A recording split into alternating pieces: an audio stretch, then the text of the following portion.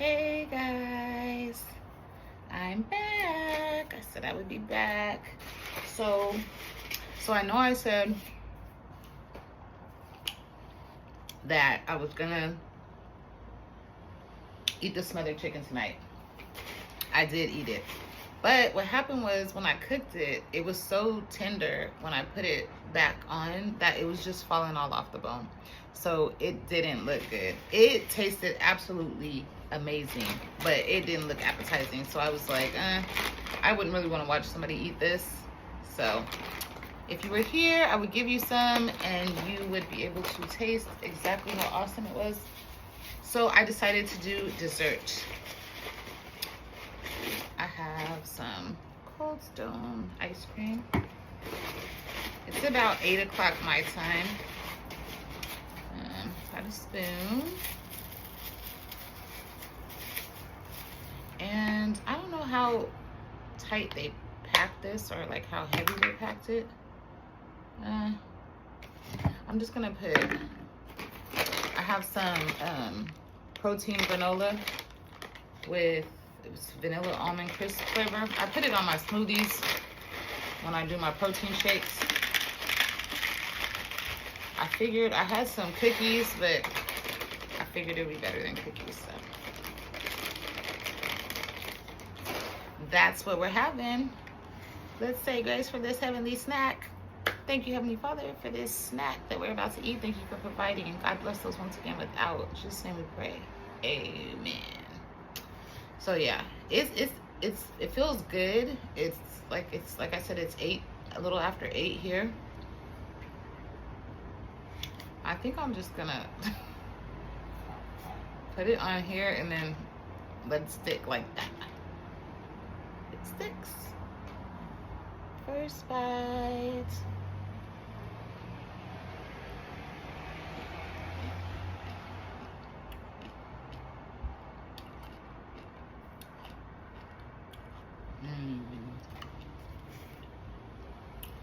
And there is absolutely, just like everything else I eat, there's absolutely no way I'm eating this whole thing. This one scoop will last me like 2 weeks. I'm gonna eat more with you guys right now, but typically I would just keep it in the freezer, and then like when I get like a sweet tooth or a taste for ice cream, just go and take like 2 spoonfuls. So how's everybody's, sorry, my other phone keeps going. How's everybody's Friday going? What you guys got going on? Me, as you can see, my house is extremely quiet, which means ain't nothing going on.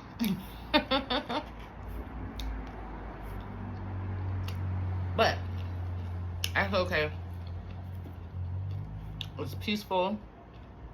And I wasn't gonna do a drink with you guys tonight. I wasn't like going nowhere. I didn't do nothing. And honestly, after this video, I'm probably just gonna shower and like maybe put on a good movie. Look for a good movie until it watches me. So maybe tomorrow. Yeah, maybe tomorrow. But tonight, a little snack, a little dessert. And I was just gonna eat a few bites and get ready for bed. But I said no, I told them I would come back. I'm trying to be a woman of my word. So you guys, before I turn this on, well, I just got back home. But when I got home, it was on the station I watched.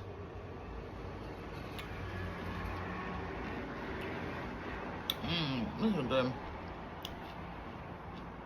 I see why people like when I'm not an emotional eater, but I see why. Like on chick flicks and romance movies when people get their hearts broke or they get stood up or whatever. They be sitting there with a tub of ice cream. It does give you that satisfaction. But I'm not an emotional eater. If I'm stressed or something like that, I don't eat.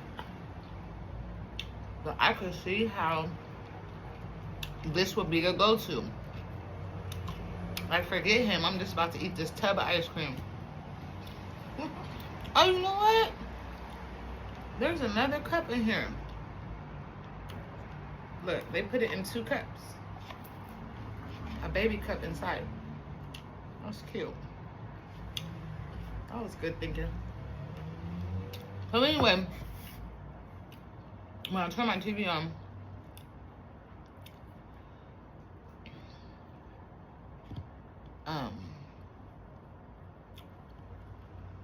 these are the chunks. I'll let you guys see. If you can, let me see. If you guys can see the chunks of cake batter in there. I don't know if you can see it. It's like right there in the middle.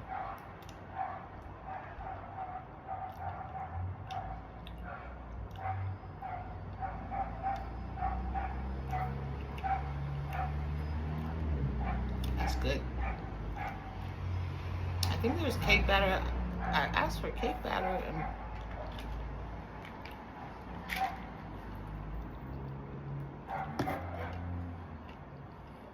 it said cake batter.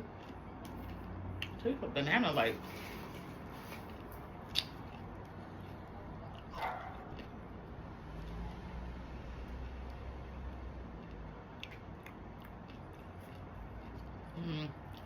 Anyhow, that granola is good. I like I said, I usually put it on in my protein smoothies. It's so good. It doesn't even taste. I mean, I don't know if it's supposed to be healthy. I'm just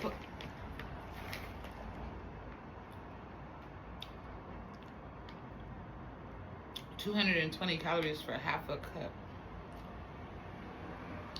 But it has 6 grams of protein.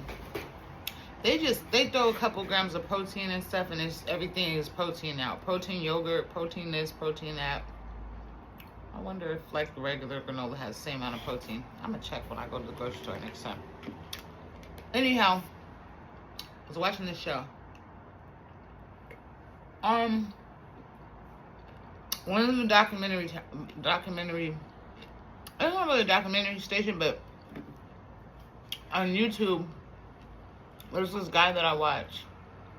It's a couple of people that I watch. One of them is from Arizona. The other one, the one that I'm watching tonight, he's from North Carolina. And they go around their neighborhoods and they pay people for interviews. Drug addicts, prostitutes. There's a couple of channels I watch where they do that. They get people from the streets. I'm going to pay them for their testimony. So tonight, I was watching the guy from North Carolina.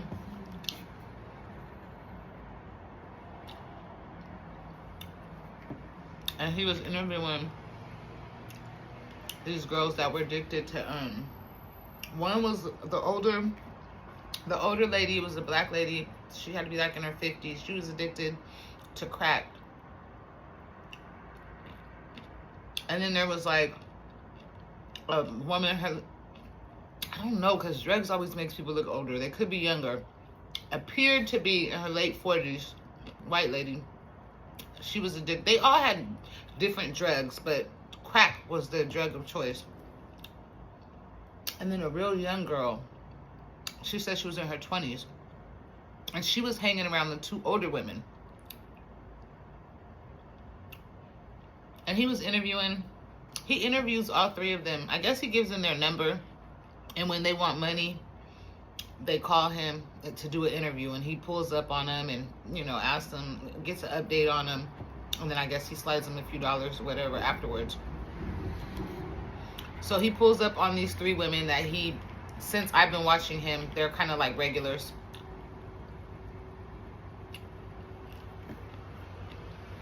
To me, even though I know addicts, and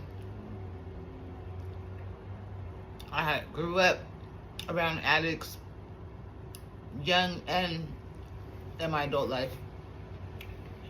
It is interesting because, you know, even if it's family or close friends, they don't want you all up in their business. You know, you're not going to be like, how does it make you feel? And why do you do it? And what happened in your childhood that made you start? And when was the first time you take a hit? Like, they don't want to hear that. You know, you're supposed to, first off, you're supposed to act like you don't even see them.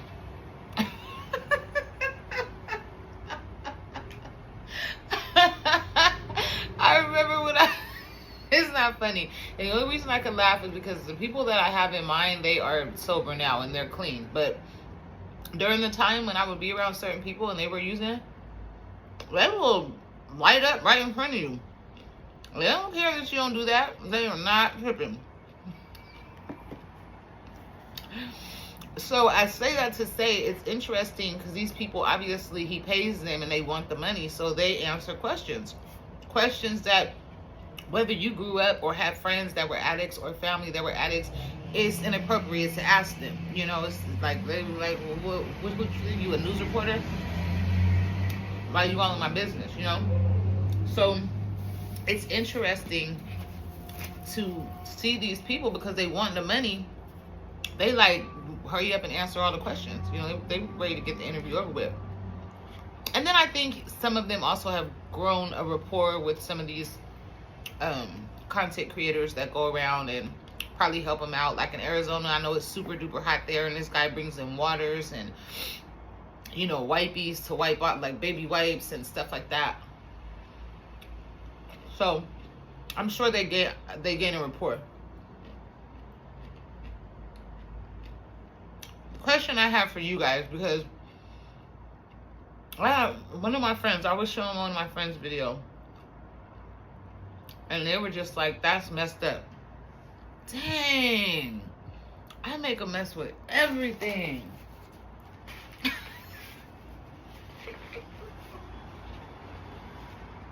And I swear I'm not a messy eater. I feel like this only happens when I'm on camera. That is crazy. Anyhow, my friend, I had this on, and they were like, why do you watch that? Like, they're ridiculing, they're mocking these people, because sometimes the people are actually high. And I know I'm jumping from one show to the other, but since I brought up this example, the particular episode that I'm talking about, this guy was on what's it called? I think they call it, is it like blue powder? Some type of powder. Fetty powder. I think it's fentanyl and powder. Like fentanyl, the stuff that's killing everybody from the ODs.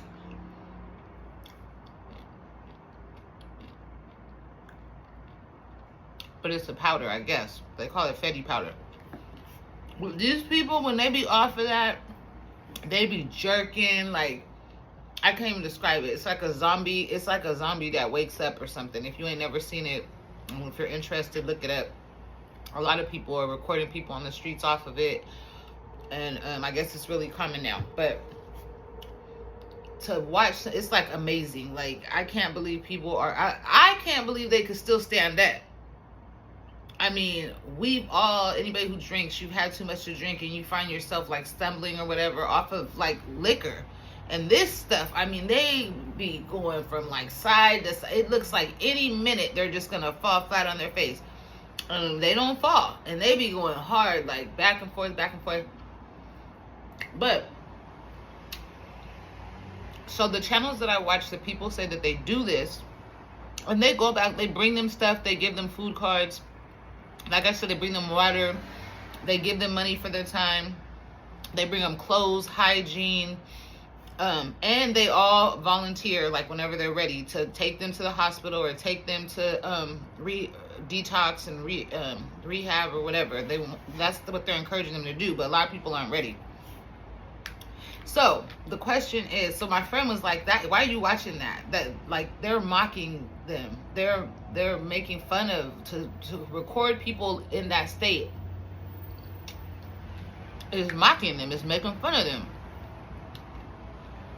I guess I could see that perspective, but the people that I watch, they say the reason they do it is to show awareness. Because the next day, even when they're not high like that, they go back and they talk to them, and I believe they probably show them the footage of them and ask them, like, do you remember this? Do you remember that? And then when they start recording, they'll record them again sober, and you know, and have them explain to teenagers why not to try it, and why like one time of trying it can get you where they're at. And he has them explain to viewers, especially young viewers, how it's not cool. Don't try to fit in. Try it one time and like guaranteed your life is over. Your friends are gonna leave you, your family's gonna leave you, you're guaranteed to be homeless, you won't be able to keep a job, you won't have anybody. So for that reason, I understand. If it takes for somebody's story, like for you to be a teenager, or even anybody like stressed out and you got friends that are addicts, like maybe I should just be like them and just say F it and give up, because their life is easier. They don't got to go to work. They don't have to pay bills. They don't have their kids. They don't have a rent to pay. They don't have a car note to pay. They can panhandle and eat. They don't have, people bring them food. People bring them clothes. Maybe anybody in that mind frame ready to give up, maybe they might watch that video and be like, oh heck no, like that's where I could end up. Or especially teenagers that are thinking about just trying it one time. So for that part of it, I respect it.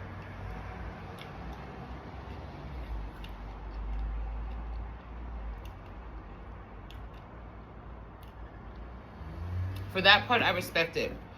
And a lot of them say that like they can't make them go to the hospital, because I guess a lot of the content creators say that they get a lot of hate mail, and that people say, why didn't you take him or her to the hospital? Why didn't you? But the thing is, they were saying that if you take them without their consent, you can't make them go. He can drag them in the car, take them to ER, but he can't make the doctors take them in. They still have to give consent to want to go into the hospital. A lot of the people have said, one of the guys that he was interviewing said that he OD'd and somebody came and gave him Narcan, which is the thing that wakes people up from an overdose. And it woke him up and he was mad. He was angry at the person who gave him the Narcan, because he felt like at that time he just wanted to end his life. He wanted to overdose. He wanted to end his life. And when he woke back up, when he seen the person who brought him back to life, he was mad. And the ambulance came after the guy revived him with the Narcan. The ambulance came and they asked him. He said, I don't want to go in the ambulance. I don't want to go. After the guy revived him, he did not want to go to the hospital. He did not want to go in the ambulance. And he was pissed off at the person who woke him back up. Like,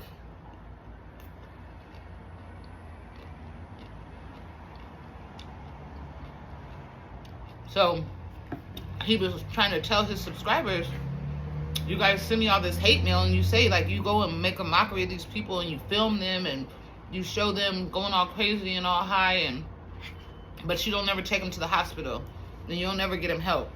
But he does give them his cards, and he has like some wristbands made, like those little gel type wristbands with his information on it, so that if they do go in an ambulance or if they do go to a hospital and they need an emergency contact, they can call him and use him as an emergency contact, and he'll come get them or he'll come visit them, because a lot of them have disassociated themselves from their families and friends. I don't know. And he also, like, he brings his hair clippers and he gives them haircuts. I've even seen where he's brought like whole big cases and gallons of water and cleaning supplies, and he's put them in chairs and he's washed their whole body, because some of their bodies are just like completely black in dirt from not being able to shower. So he does a lot of things, but a lot, like my friend said, Why do you watch this? Like, how can you watch this? They're making fun of these people. They're going out and they're filming these people high. And then a lot of the content creators say they get a lot of hate mail saying the same thing. Like, you go out and you film these people, but you're not taking them to detox. You're not taking them to the hospital. You're not helping them really. You're using them for clout for your channel. So that's what I just got finished watching. So it's like fresh on my mind. I was just wondering what you guys' opinions are. Like, comment down below and let me know, what do you think? Do you think for people who do documentaries on people who are on drugs or prostitution or whatever it is they may be doing illegal out on the streets, and people go out and document their stories or record them while maybe they're out there prostituting, walking the street, or high, or, you know, telling their story, and maybe the story is kind of humiliating or kind of embarrassing. Do you guys think it's for mockery, or do you guys think it's to help build awareness to a younger generation, or for somebody who may be contemplating giving up and just trying drugs because they're just stressed out, or going to something illegal just because times are hard, or whatever? Everybody's situation is different. What do you guys think? I almost finished this. Look, bumping my gums talking to y'all. It's good though. My daughter actually left this. I don't really buy ice cream. Well, I do buy it, but I don't buy Cold Stone very often, and I don't crave ice cream too often. Like, if I buy a half a gallon, it'll be on sale, and then it'll stay in there for a long time. And like I said, I'll just get like a spoonful or two when I have like a little craving or a sweet tooth.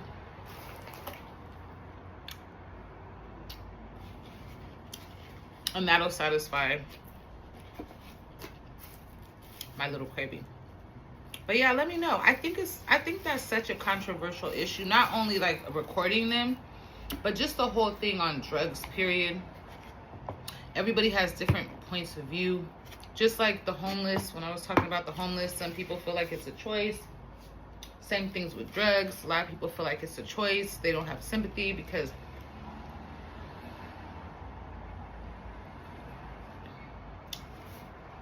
I got granola in my teeth. I always got some in my teeth, and I never bring toothpicks. Because a lot of people feel like it is a choice. Drugs, homelessness. And I think a lot of times they're correlated. I think one might come before the other. I don't know. Everybody has a different story.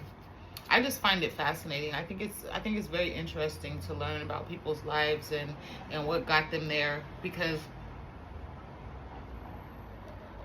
you know, they weren't always like that. And something happened, a choice, a decision, an incident, a life incident, a death in the family, a loss, whether it's a loss of a job, a loss of a family member, you know, grief, depression. There's so many different reasons that people turn to things.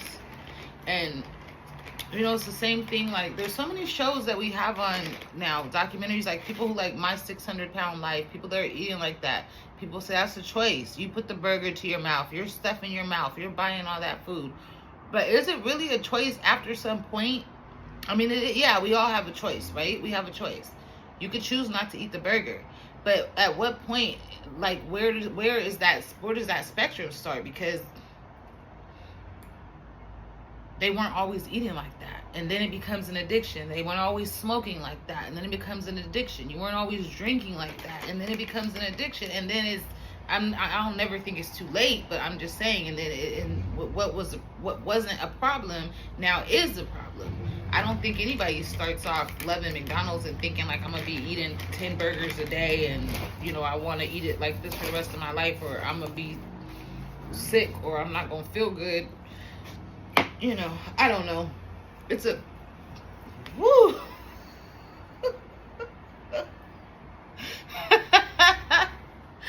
Oh, excuse me.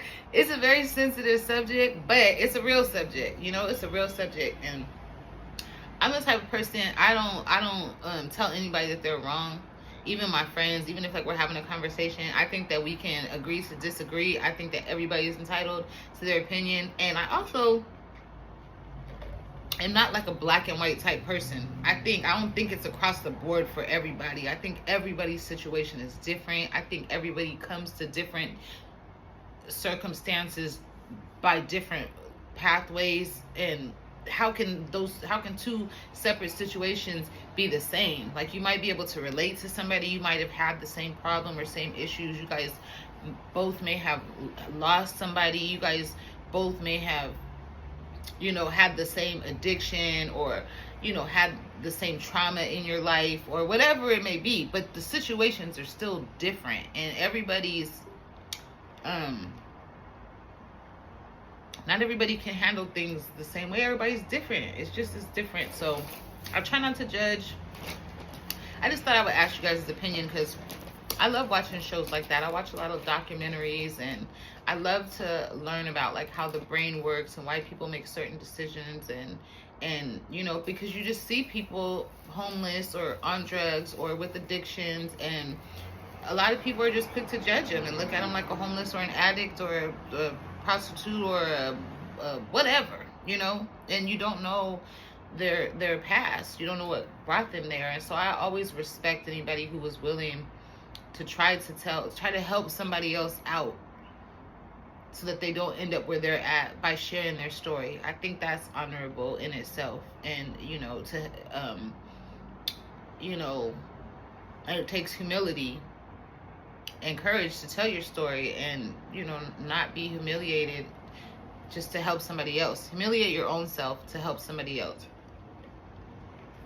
Anyhow, with that being said, I'm gonna turn my show back on and get ready for bed. And I hope, if you guys are going out tonight, be safe, don't drink and drive, Uber, have a designated driver, or don't drink at all, just go out and have fun.